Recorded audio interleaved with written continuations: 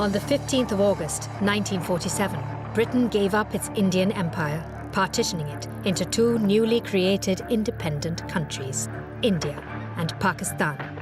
The 7 days leading up to the handover of power were some of the most tumultuous of the 20th century. One of the really dark mysteries at the heart of partition is why ordinary people could turn into killers. By the end of the week, one of the biggest migrations in human history had begun. This is the story of 8 ordinary people, told in their own words, as they took part in an epic event that changed the world forever. And somehow all these leaders had convinced themselves that this enormous, nation-breaking, continent-splitting project could be managed without vast loss of life, without vast crisis. And of course they were wrong.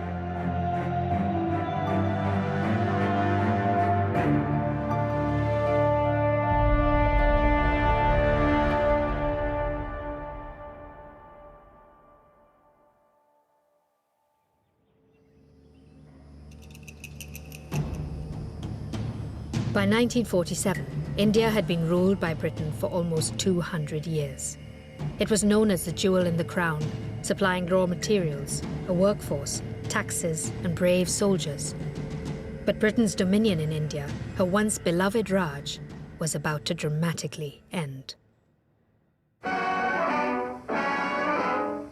Today, responsible citizens of the world concerned with global politics are watching with intense interest the land of India, most difficult administrative problem of the British Empire, and home of one of the oldest and most complex of existing civilizations. For decades, Indian leaders like Mahatma Gandhi had been calling for independence, but Britain had always resisted. Now, World War II had left Britain bankrupt. The British are in a real rush to leave India by this week. There's no money anymore to invest in this empire, and it's a waning asset. It's not actually paying for itself anymore as a colony. In fact, it's costing the British money to keep it going. Lord Louis Mountbatten, the Queen's uncle, was sent to Delhi as the last viceroy. Mountbatten was sent out to effect a peaceful and rapid transfer of power. But in reality, it wasn't like that at all, because on the ground, there was already quite a lot of violence occurring between the main religious communities. Mountbatten was known in the Admiralty as the master of disaster because he was so good at wrecking ships. The fact is they sent him to India because he seemed like a man who was incredibly good at PR. He was very good at doing a job where Britain would look good at the end of it. And so his task was to get Britain out and still looking as clean as possible. For centuries, Hindus, Muslims, and Sikhs had shared the country. But with British rule weakening, conflict had erupted between the Hindus and Sikhs on one side and the minority Muslims on the other. Mountbatten tried in vain to broker a deal that would keep India united.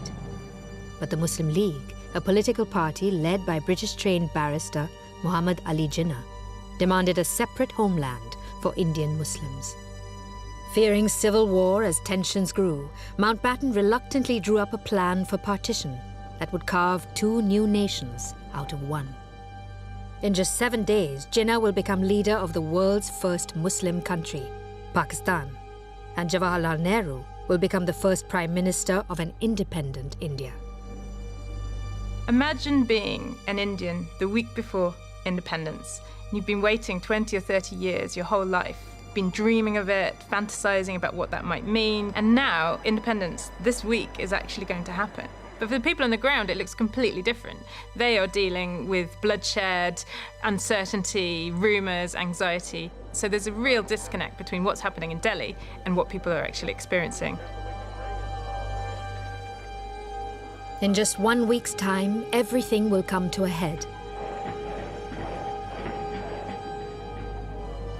As ever, the powerful stand to profit, but ordinary people will find their lives thrown into turmoil. As millions will have to choose which country they want to call home.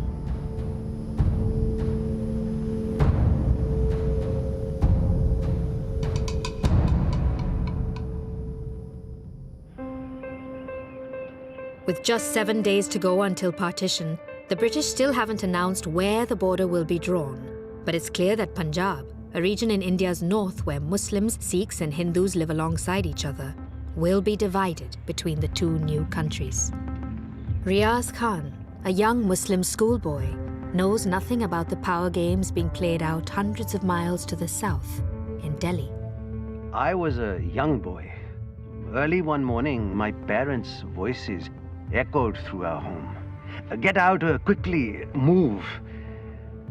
Something of great significance seemed to be happening, though I did not understand what. I was told we were going to what would be Pakistan. I didn't know what this meant or why we had to go.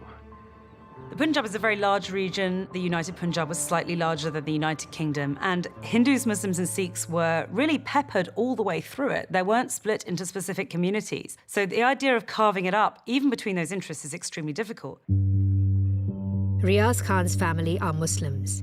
They have heard a rumor that the area around their home may be in India rather than the new Pakistan. Ordinary people had absolutely no clue as to what was going on. Imagine being in a village, where your access to news is so limited. What would come to you would be by word of mouth, hearsay, rumor. And there were so many decisions to make. Would they stay where they are? Would they be traveling? Where would they be traveling to? Riaz Khan's parents have heard rumors about attacks on Muslims in nearby villages. They don't want to leave their home, but are afraid for their lives. My grandfather refused to leave. He owned the land and felt comfortable there. I mean, it's really hard to imagine now what it must be like to say to somebody, you've got to go and leave everything. Leave your house, your property, your friends, your community, everything. Older people, especially, are quite often digging their heels in and they say, well, I've been here all my life. Why should I leave? My ancestors are buried here. This is the land that I've tilled. I'm not going to move. But others are leaving because of anticipation of violence and because of sheer uncertainty about what's happening and what's going on. It's heartbreaking for people to be making these decisions. They had to leave property behind, they had to leave families behind, and just embark on an unknown journey. It must have been absolutely traumatic. My grandfather, he believed he would see us all in a couple of days because everything would return to normal and we would return home. Many people imagined they would come back, so they left their keys with their neighbours, buried things in their courtyards, and they said, right, I will come back. I'm just going temporarily for safety. But of course they didn't. They never came back. I never saw my grandfather again. Riaz and his family have distant relatives in a Muslim area about 120 miles northwest. They have decided to head in that direction. I remember seeing a stream of people moving out of the village. We joined them and started walking. Millions of natives left their homes to move to an area where their religion was honored. Muslims poured into Pakistan, and Hindus caught within the borders of the new Muslim nation migrated to the new India. For many, the move meant uprooting their lives. But no sacrifice was too great to make for their religious freedom. Nobody had a clue that there would be this exodus. Someone said, well, there'll be a few thousands moving here and there. Mountbatten said some of the educated might leave. But the scale of the movement was absolutely unforeseen by everybody involved in the partition. There are 12 to 15 million people on the move. It's one of the biggest refugee migrations of the 20th century. More and more families joined that caravan. Riaz and his family can only hope there will be safety in numbers. We believed men were lying in wait to attack us. Any noise frightened me. Imagine what it's like to be one of these refugees. They're trudging miles and miles along these hot, dusty roads. There are rumors that the wells have been poisoned, so it's hard to get water. People are giving birth along the road. People are dying along the road. And constantly over everything is this fear that the other side are going to swoop down and attack while you're passing through their territory. Mountbatten had promised the Indian leaders that he would provide security on the ground in the run-up to independence. But the Punjab Boundary Force, the British-led contingent dispatched to maintain law and order for a population of over 12 million, consists of just 15,000 men. The boundary force goes out and it does try and stem and quell violence where it occurs. And when it shows up, it is effective in stemming the violence, but it's just too little, too late. At the same time, there are thousands of soldiers in India kept behind barracks. And the reason is the British fear that if they put too many troops into this situation, they won't be able to get them back out again. The British are not saying anything. They're not interested. They're ready to get onto their boats and planes and be back in Britain. There is absolutely no instruction, no orders, no directions coming down from the British. They have washed their hands off India. I saw the body of a dead man. It was the first thing like that I ever saw. I couldn't stop looking. Some people are moving literally because they're running for their lives. Their friends have been attacked, so they're really on the run.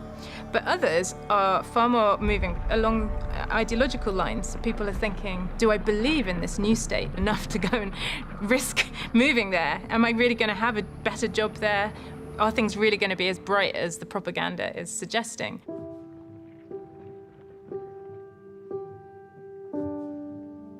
Riaz Khan and his family walk all day.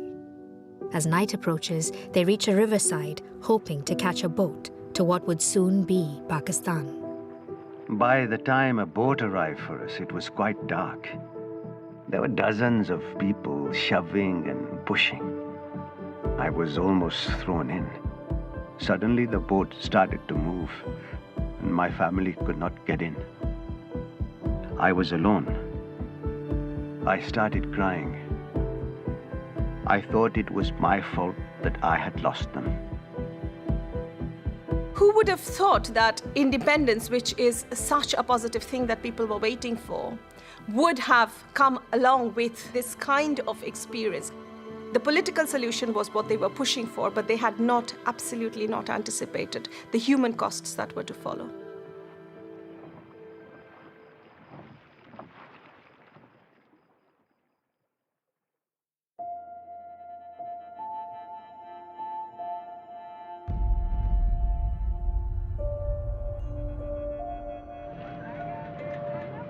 With 6 days to go before independence, refugees are still trying to get to the country they want to belong to. The man responsible for drawing the boundary has only been in India for a month. Cyril Radcliffe, a wealthy British establishment lawyer, is running out of time. So Cyril Radcliffe was actually a barrister who had no previous knowledge of India and no previous knowledge of drawing boundaries or borders in any context whatsoever. And in his own words, he spent almost his entire time sweating it out in India, not enjoying the Indian food, but having to decide one of the most important and momentous boundaries in world history. Cyril Radcliffe is given this huge responsibility and actually has no experience of India. But interestingly, this is precisely why he is chosen, because he doesn't know anything about India and therefore seemed to be neutral. One of his first jobs is to actually get on a plane and see the country that he is actually going to divide and say, well, this is where the line should go down. But of course, it's not as simple as that. So Cyril Radcliffe, the man who had spent 40 days in Delhi drawing up this partition, knew that there was a problem. He wrote a few days before independence, there will be roughly 80 million people with a grievance looking for me. I do not intend them to find me. And a couple of days after partition, he was on a plane back to England and he was never seen in India again. Today, Lahore, ancient capital of Punjab, is almost exclusively Muslim and one of Pakistan's wealthiest cities. Back in 1947, the city was one of the most contentious decisions facing Cyril Radcliffe. When he divided Punjab, who would get Lahore? Lahore was the Paris of the East. It was a beautiful, culturally mixed and impressive city that has been celebrated by poets for generations. But the whole place has Muslims, Hindus and Sikhs threaded throughout it, everywhere. Often they describe each other as brothers. And people can't even imagine how you might take apart this mixed hybrid population and segregate it out on religious lines. The uncertainty over the boundary is setting different religions against each other in Lahore. watching the chaos unfold in a city he's always loved, is the Hindu writer Fikr Townsvie. Last evening, a bomb exploded in a cinema house. Crimson red flames and flying sparks helped to illuminate the darkness. All the dead, 50 people, were Muslims, so indisputably the man who threw that bomb must have been a Hindu. Lahore is in a state of civil war. It's absolutely ravaged. There are random stabbings happening in the streets, so people would just be knifed in the back unexpectedly. And people are losing not only their property and their livelihoods, but they're also losing a whole way of life. The fear and tension of the past days still infected the atmosphere. The air was full of suspicion and terror that made you think that everyone had a dagger or a bomb hidden on their person. At one point, I saw a man lying in the corner with his eyes open. The policeman was muttering, "These people have been warned so many times not to go through the localities where there is danger, but they don't listen." There had been very little preparation for the amount of trouble there would be in Lahore. It's actually very close to where the border was going to be, not that anyone knew precisely where the border was going to be. So as you came up to independence, there became a situation where you had 100,000 people trapped in the old city of Lahore, and the only people to defend them were a group of around 200 Gurkhas, with one British captain in charge of them who was 20 years old. So the rioting began in that city, and really nobody could do anything to contain it. Punjab has a highly mixed population, with large numbers of Hindus and Muslims in every town and district. But Punjab is also the birthplace of the Sikh religion, and Sikhs make up 15% of the population. As a minority group, the Sikhs are not being given their own state, and now some Sikh extremists are embarking on a mission to derail partition. The most dangerous community in this whole mix was the Sikhs, because the Sikhs were the most vulnerable. Any border you drew was going to divide their community in half. For them, the division of Punjab is a tragedy of epic proportions. They feel they've been really let down and cheated on by the British. And so there are some people who are just not going to accept it, and they fight it tooth and nail. This morning, the Sikhs are targeting one of a series of special trains leaving Delhi. Pakistan does not have enough civil servants to run a government. 6 days before they start running their new country, a train packed with hundreds of Muslim bureaucrats and their families is on its way to what will be the new Pakistani capital, Karachi. The Pakistan Specials route passes straight through the Punjab, the ancient Sikh homeland.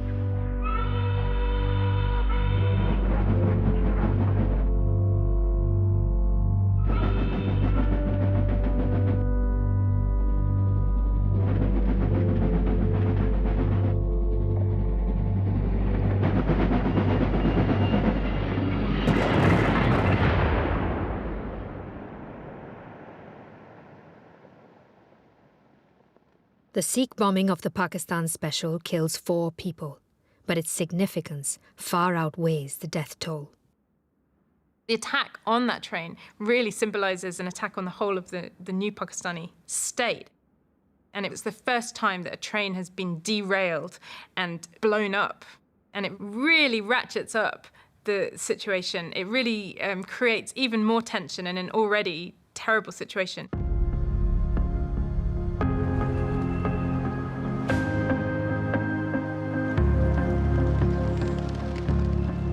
In Lahore, there are just 5 days left before the last British governor of Punjab, Sir Evan Jenkins, hands over control to the 2 new independent governments. He spent much of his career administering a largely peaceful Punjab.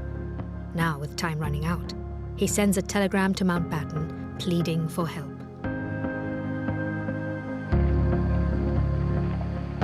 Situation now most serious. Rural areas reporting organized raids that cannot be checked except by display of force on massive scale. Amritsar rural area reports about 100 Hindus missing, believed murdered and thrown into canal. I think it was probably very difficult for a lot of the British on the ground at this time. A lot of them could see that this was going quite badly wrong. Not only are the British leaving, but those who remain are increasingly not being listened to because nobody's really sure who's going to be in charge of any particular part of India, or which part of India is going to be India or Pakistan, or what is going to happen. So authority is really not very clear at this point.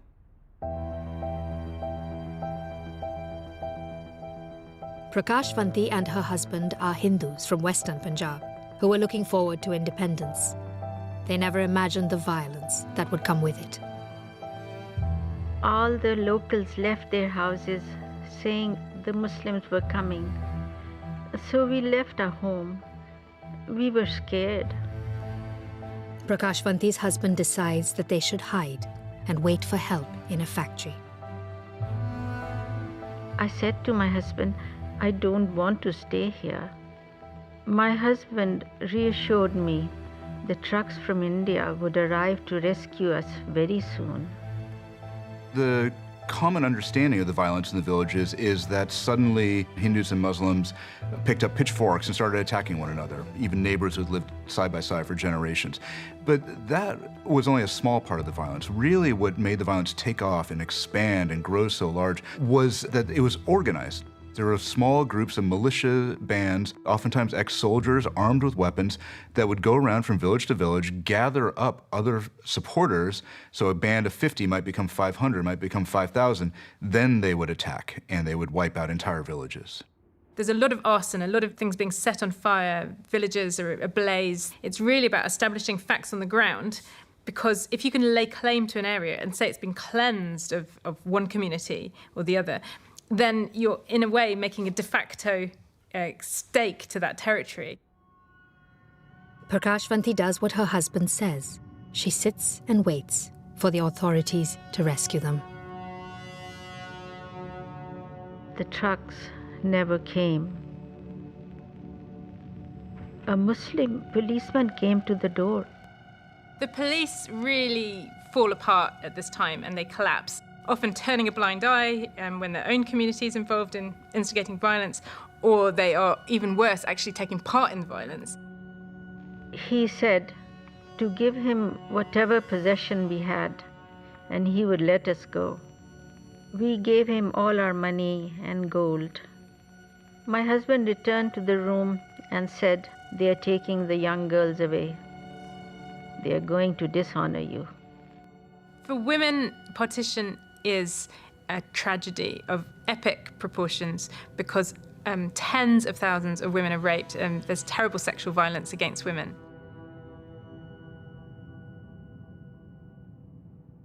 Women have really hard lives in India before independence. I mean, they are like property in many ways, but they're also the upholders of the family honor. And if women are raped or violated, that's seen as bringing not just shame on them, but on the whole community, on the whole society. And so it becomes a weapon of war used by both sides very extensively because the women themselves seen almost somehow as symbols of these new nation states. And so it's a horrific situation where women's bodies are actually being used to kind of mark out and create the new states. My husband said, "Now they will dishonor you. If you agree, I will kill you myself." He didn't wait for my response. The feeling that you might actually risk your women falling into the hands of the enemy and to the other was so shameful, such a taboo, that some men would rather kill their daughters or their wives than actually have them fall into the hands of the other. There was a really profoundly misogynist sense that a woman's chastity was worth more than her life. Sometime later, Prakashvanti wakes up. She is wounded, but her husband had failed to kill her. The killers had moved on. They must have thought I was already dead. Just outside the building, Prakashvanti finds her family. The Muslims had killed my husband and son. Only a short time ago, Prakashvanti had been looking forward to independence. Now it has cost her her family. She's not alone. The death and destruction in the week leading up to partition is spreading dividing and destroying hundreds of thousands of families across Punjab. I don't think the British had any idea about the scale of violence that was going to take place in 1947. So in that sense, the British really didn't understand, I don't think, the nature of the implications of what they were proposing in the partition of India. Terrified that the killers will return, Prakashvanti has to leave the bodies of her murdered family behind and seek safety. I went into another building. There were lots of people hiding. The refugees of Punjab can look to no one for help. All they can do is wait and hope that the violence will somehow pass. The fact is that some people did foresee this violence, but they weren't really in positions of power and they weren't really being listened to, and nor were the resources available for them to do much about it. In 5 days, a new government will take over.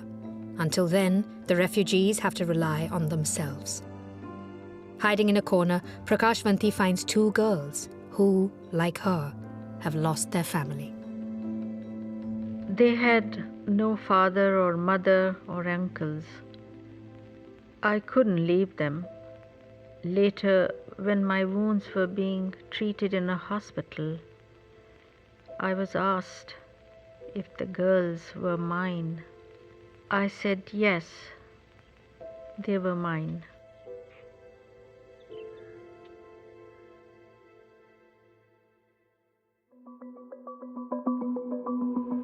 Located on the banks of the Arabian Sea, Karachi is today one of the biggest and fastest growing cities in the world, Pakistan's leading financial and industrial center. Back in 1947, it was a very different place. The one-time fishing village turned port had just been named Pakistan's new capital, but it wasn't ready for independence. Nor was the rest of the soon-to-be former Raj. When Lord Mountbatten announced back in June that partition would take place in just 61 days, he shocked everyone, including his own advisors. Now, with the clock running out, thousands of details, large and small, are still up in the air.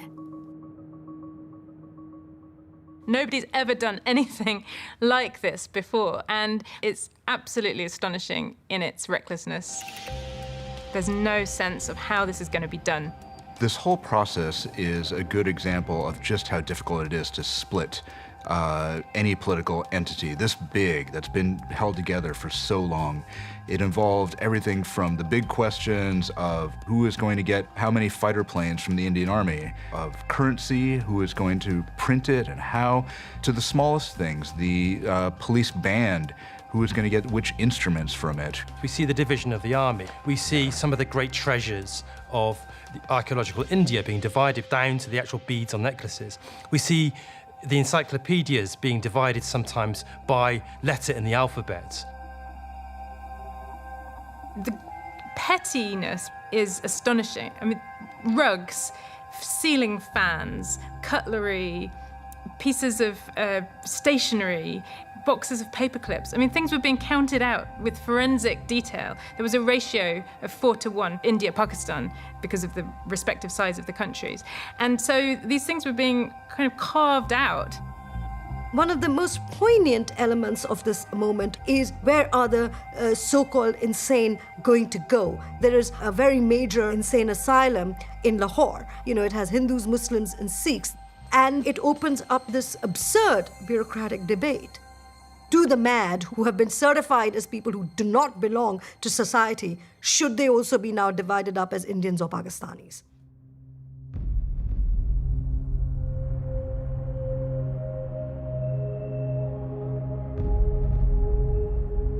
With 4 days to go until independence, Muslim extremists begin a series of attacks on Sikhs and Hindus in Lahore. Revenge for the bombing of the Pakistan Special. Punjab's British governor sends his daily telegram to Mountbatten. Jenkins to Mountbatten, 11th August. Today, train attacked outside Lahore station. 6 or 7 non-Muslims murdered. Outrage, doubtless retaliation for derailment of Pakistan Special. Situation out of control. During last day, Lahore reports 18 Hindus stabbed, 2 fatal, 1 unidentified corpse found. Situation seriously disturbed and likely to deteriorate. News of the outbreak of revenge attacks on innocents is spreading, even to the furthest reaches of the country. Some 600 miles west of Lahore, on the border with Afghanistan, is Quetta. This quiet backwater of the Raj is largely populated by Muslims. Sundar Das Lalwani is a Hindu civil engineer sent there by the British to build a bridge. But trouble is on the way. A mob is scouring the area, looking for Hindus to kill.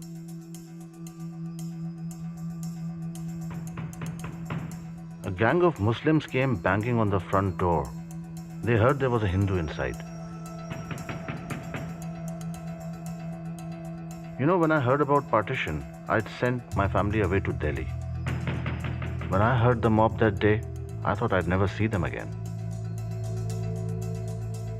What is so peculiar and unique for this time is the fact that almost everyone is drawn into this macabre narrative of violence. You know, the ordinary householder going about their business, the regular professional man, everyone is baying for blood. Everyone's out there on the streets and ready to attack the rival community.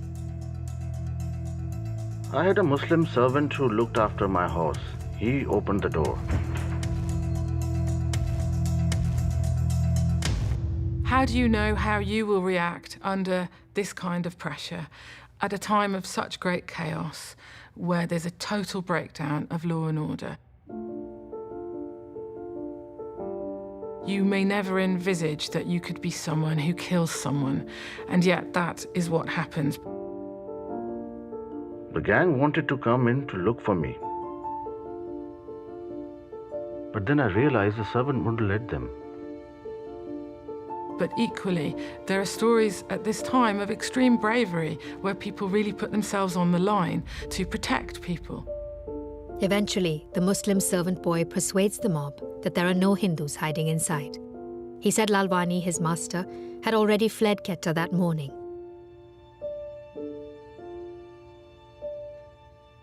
I never really spoke to him before then, except maybe an order. But now that Muslim boy had saved my life.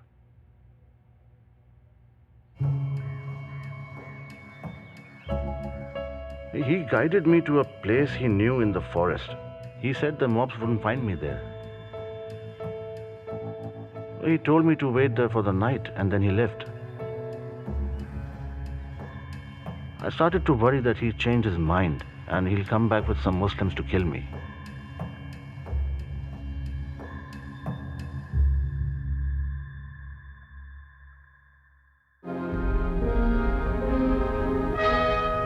With hordes seeking escape from the danger areas, the railroad system of the Indian Northwest proved inadequate to the strain. Cars broke down and... There's only 3 days to go until independence. Refugees converge on railway stations, desperate not to be caught on the wrong side of the border when the country is divided. Partition, when it became inevitable, could have happened in a different way. It could have been more organized, could have been dragged over time, and people could have moved in a manner that was more safe and secure over a period of months or maybe even a year. It was the rush of partition that created the tragedy, not just the partition itself. 600 miles away from his family, who have already escaped to Delhi, Sundar Das Lalwani wakes up in the forest. I don't know how, but I managed to get some sleep. Thanks to his Muslim servant, Lalwani has managed to avoid being captured by mobs out for revenge against Hindus. But now he must escape them once more if he is to get to a train that will carry him to safety. I had no idea what I was going to do. I couldn't believe it when my Muslim servant came back. He told me I needed to get to the train station. And he said the only way I could get there safely was to pretend I was a Muslim. It was hard for anyone, if you were faced with a mob from your own community to resist that. Even if you didn't want to participate in the killing yourself, for individuals to try and stand against this was virtually impossible. So the best they could do, and many, many people did do this, was to shelter friends or neighbors individually, try and get them away to safety.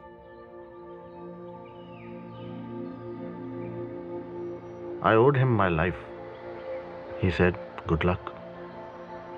I find it very moving when I think about those individual acts of courage, because so much is being risked at that time if you decide to try and protect someone from the other side.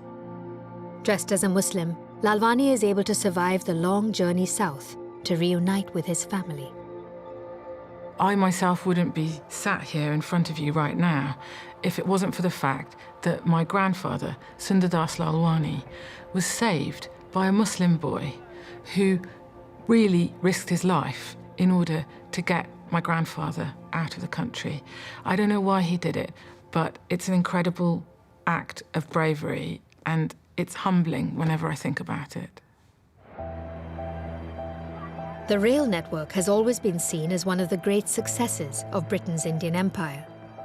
But now, with only 3 days before the Raj is finally over, trains are becoming the dark symbol of its chaotic end.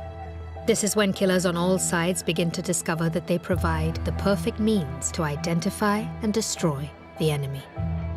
The direction that you're traveling in gave off your ethnic identity. Because if you were traveling towards Pakistan, you must be a Muslim. If you're traveling from Pakistan towards India, you must be either a Hindu or Sikh. And this week leading up to independence is when train massacres really start in earnest. Trains become the center of violence in this period, targeting people who are moving from one part of the country to another in the hope of safety, in the hope of being with their co-religionists. But this becomes the most perilous journey of their lives, and the carnage is excessive and complete and bloody. The violence on the trains, it's absolutely horrific. These are contained spaces and people can't run out, so as they're attacked, the perpetrators just move from carriage to carriage, hacking people to death as they move along. And as the train pulled into its destination, almost completely the entire train would be full of corpses. As the massacres spread, whether your train is attacked or reaches its destination safely is just a question of fate.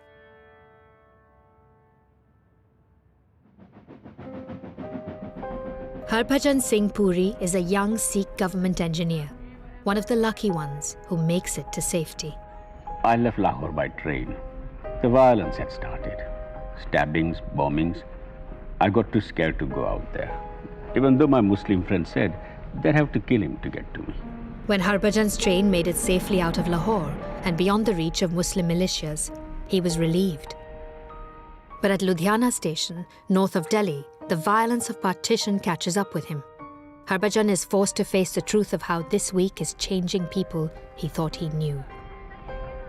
Some people started shouting, "Clear the train, everyone out." But they were looking for Muslims who might have been hiding in amongst us on the journey. In the space of the train carriage, what happens is your identity became reduced largely to your religion. You might be a civil servant, you might be a teacher, you might be a gardener. But at that moment, you become a Hindu, a Muslim, a Sikh, a Christian. And I think that is a really important facet of the violence, because it reduced people's identities to that of religion. And it meant that they became targets for systematic religious violence. I saw one young man. They questioned him and asked him, "Who are you?" He gave some Hindu name, and they searched him. They found some papers which showed that he was actually a Muslim. There are some people who don't agree that their identity is just about being Hindu, Sikh, or Muslim. And there are people who are trying to bring peace, who are trying to bring people together. And they are just sort of drowned out, really, by the wave of hostility and violence that takes place. He raised his arms to protect himself. His arm was all cut, and then they killed him. I hadn't seen such a sight before. It was shocking. I felt so sorry for him, but I couldn't help him. I just couldn't understand it. They were Sikhs like me. It was the madness that was around the people. Religious fanaticism, and then it's a vicious circle. It's a very sad thing. The partition of this country was a misfortune for humanity. While many refugees were seeking sanctuary with family and friends, others had simply run away from danger and were now forming part of a rapidly escalating refugee crisis. Hungry and homeless refugees set up housekeeping in the streets of the major cities. Bewildered, they waited helplessly for someone to take care of them.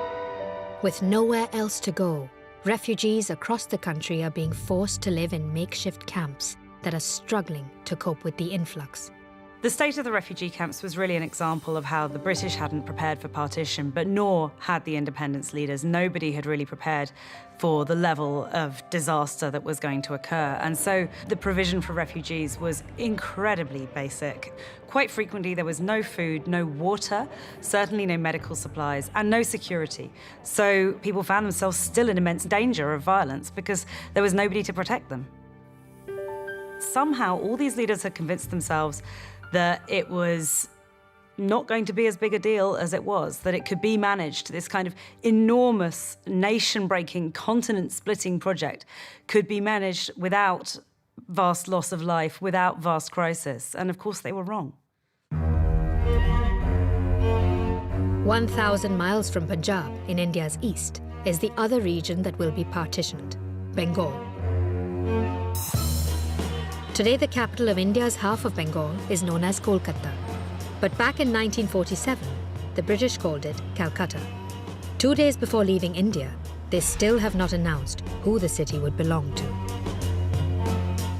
Fueled by the uncertainty, Calcutta's Muslims and Hindus are preparing for all-out war. One of the leaders on the Hindu side is a wrestling coach named Jugal Chandra Ghosh. I was a gunda, a thug. People were terrorized by me, but they used to love me as well. Jugal Chandra Ghosh is a gunda, a gangster, who uses his wrestlers as muscle in the protection racket he runs in central Calcutta. Just 1 year ago, in August 1946, he took part in one of the most violent riots in Indian history. What began as a peaceful Muslim protest turned into 4 days of murderous street battles. Chandra Ghosh used his men as a Hindu killing force. When I saw Hindu shops burnt and scattered Hindu dead bodies all around, I went down to the factories. I asked for money from them. They paid up. Then I declared to my boys, for one murder, you get 10 rupees. On my order my boys began the counterattacks. So Calcutta was full of these Gunda groups, both Hindu and Muslim. And till this point, they'd really operated more as an underworld mafia rather than as ethnic partisans. But this was the first time that they were used specifically as almost an ethnic militia. And you had sort of pitched battles in the streets between these two armed mafia groups. I paid for at least 150 to 200 murders. Back in 1946, at the end of what became known as the Great Calcutta Killings, 5,000 were dead. Now, with just 2 days to go before partition, Calcutta's newspapers are reporting that Gunda gangs on both sides are getting ready to kill each other again. When the police arrived, there was an exchange of shots between the two parties. 2 armed constables were killed in this Gunda police clash. The casualties among the miscreants is not known. The entire area was searched and about 24 bombs were recovered. In this week, there's a fear that what happened in 1946 might happen again, that thousands of people might die again in Calcutta. And so people are on a knife edge. They're really feeling very, very tense. And there's the fear that one killing or one episode of violence might spark something that can't be brought back under control. The fate of 400 million Indians rests on these men's shoulders. Iron-willed Muslim leaguer Muhammad Ali Jinnah. Here is silver-tongued Pandit Nehru. It's only 2 days before the British hand over power to India's Nehru and Pakistan's Jinnah. But they can only watch events in Bengal and Punjab from afar, powerless. Nehru and Jinnah are about to become leaders of these new countries and to have control of them. But actually, they're worried about the states that they're going to inherit. Everything that these men had fought for their whole adult lives was now coming apart at the seams. So they are really traumatized, these leaders, by what's happening. But they just keep going, really, because what else can they do? The agreement has been made with the British, independence is coming, come what may, and they have to just keep ploughing ahead. Fearful that Calcutta will explode once again in civil war, the Chief Minister of Bengal turns in desperation to the only man he believes can help. 77-year-old Mahatma Gandhi. Gandhi decides that Gunda leaders like Jugal Chandra Ghosh will be the key to stopping the cycle of violence in the city. I was not a Gandhian at that point in time. But Gandhi's secretary came to see me. He said Gandhi would like to meet some of the influential people of the area later that afternoon.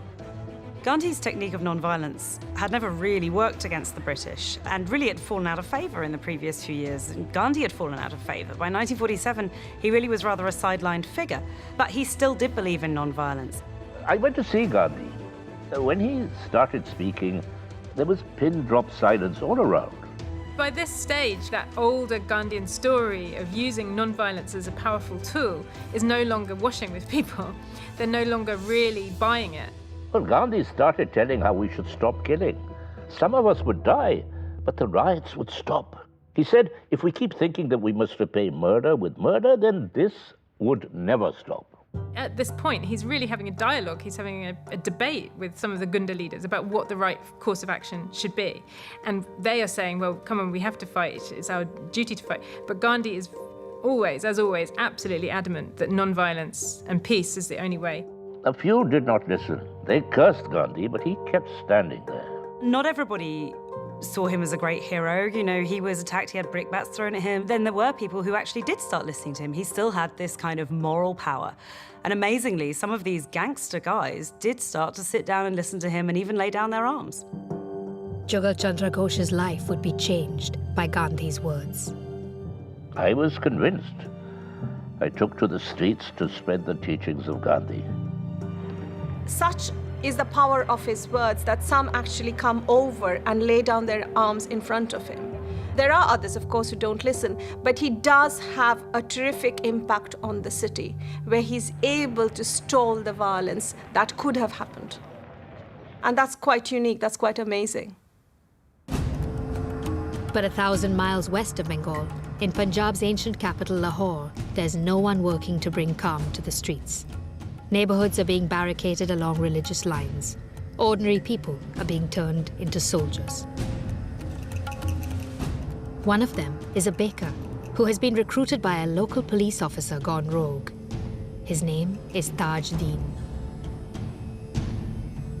He's a well-known character in his neighborhood who runs a popular naan stall. But this week, he's been caught up in the religious hatred that's spread throughout Lahore.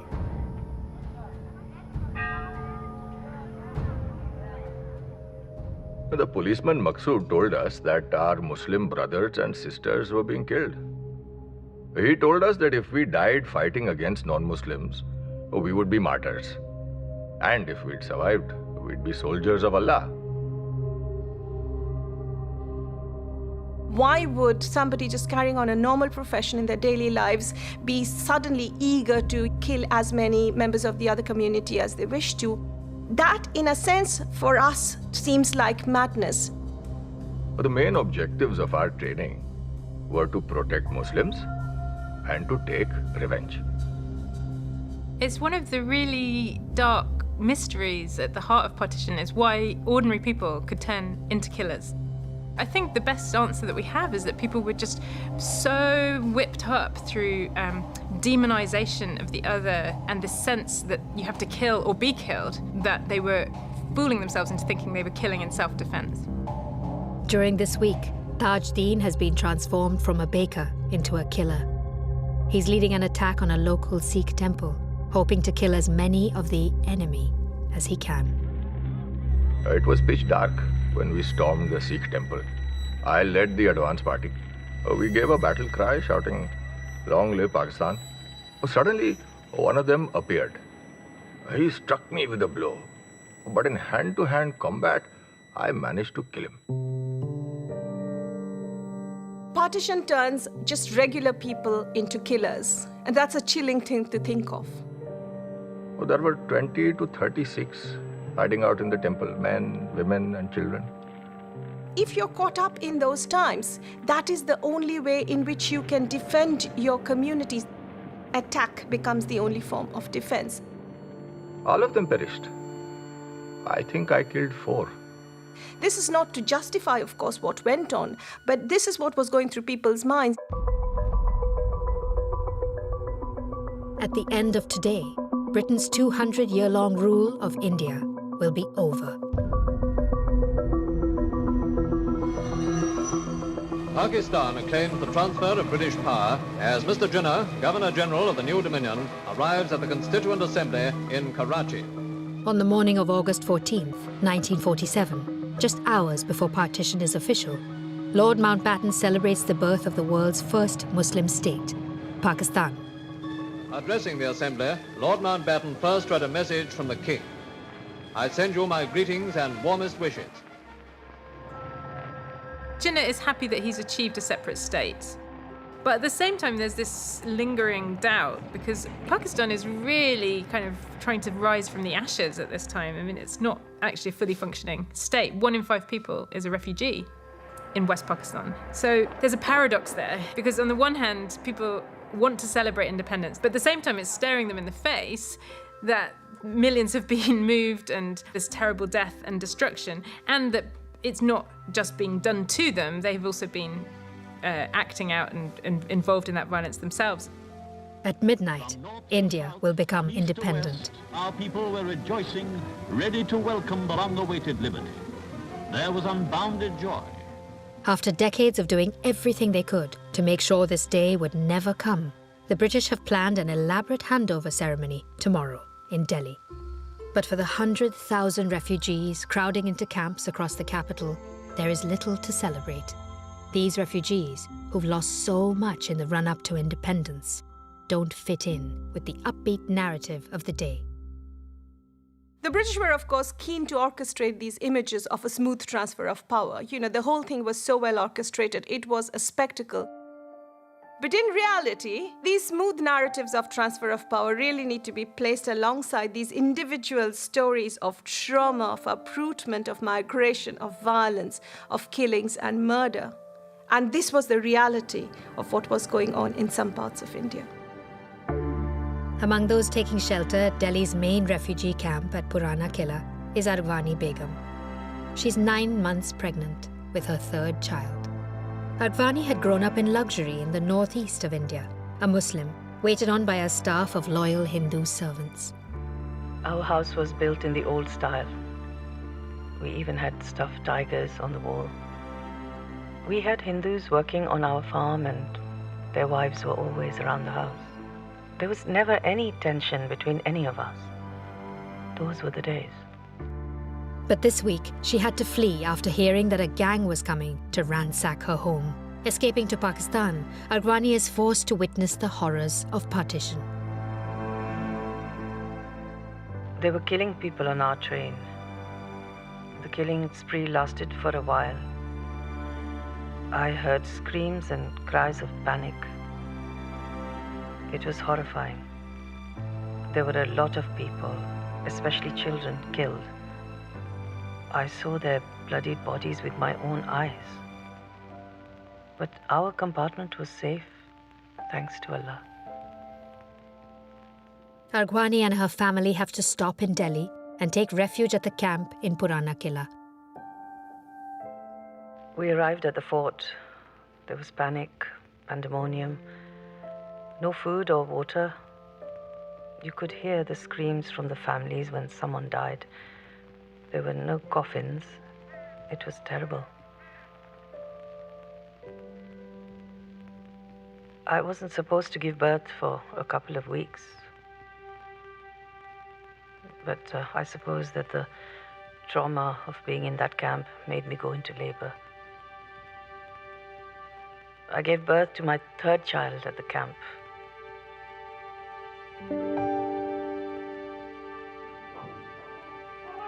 It was a boy.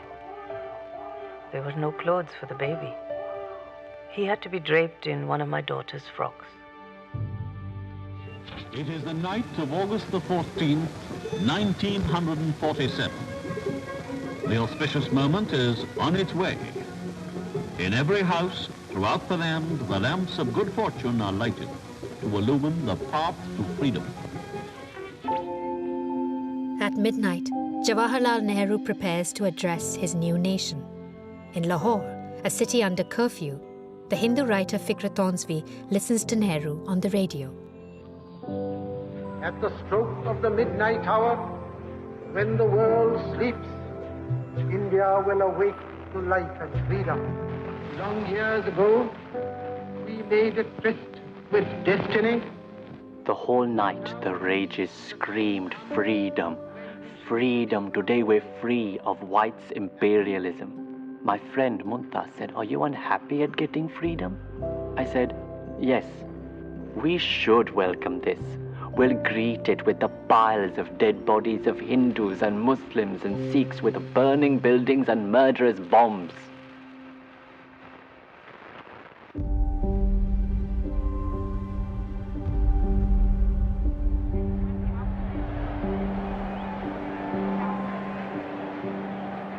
On the 15th of August, 1947, Britain's Indian Empire was over. India and Pakistan were now independent, although the border between them, the Radcliffe Line, would still not be announced for another 2 days. Britain proclaimed to the world that the handover of power had been a great success. Tumultuous crowds filled the streets, celebrating, singing and laughing. Police were called out many times to restore order, where everyone ran wild with joy. Independence meant different things for different people. For the Indian elite, independence was a great moment of celebration. But for the poverty-stricken man who's been uprooted, who's migrated over miles, who has lost his means of livelihood, lost property, what does independence mean? It means absolutely nothing. One of the legacies of partition was the way in which violence scaled up, from being about individuals, about families, about conflict between communities and religions, into something much bigger. Violence between armies, violence between nations. This 1 week transformed the world we live in today. If you look at Pakistan and India right now, this border that was created in this week is the most dangerous border in the world. In 1947, even though some people foresaw violence and foresaw difficulty, I don't think really very many people foresaw how bad relations between India and Pakistan would continue to be. I think a lot of people thought that actually it would all blow over and they would be friends again. As we can see, tragically, that has not happened. For me, the tragedy is that the war has never ended. It's really become a Cold War. At times it's been a hot war. There have been 3 wars between the countries. So really, we're still seeing that fight that went on in 1947 replayed and replayed. It's never really come to an end. The memories of that time still echo and rebound now in that relationship between the two countries.